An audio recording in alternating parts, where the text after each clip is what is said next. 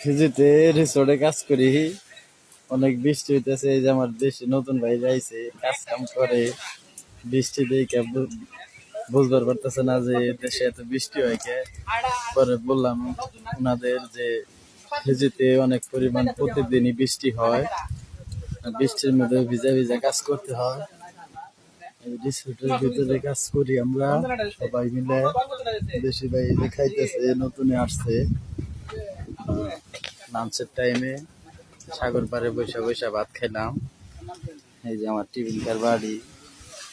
ঠিক আছে, সবাই আমাদের জন্য দোয়া করবে, এই ফিজি প্রবাসে যেন ভালো থাকতে পারি। এটা হলো রিসোর্ট। এই রিসোর্টে সবাই কাজ করি আমরা।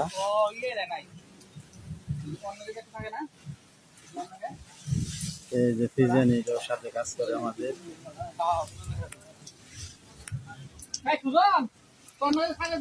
নাম কি?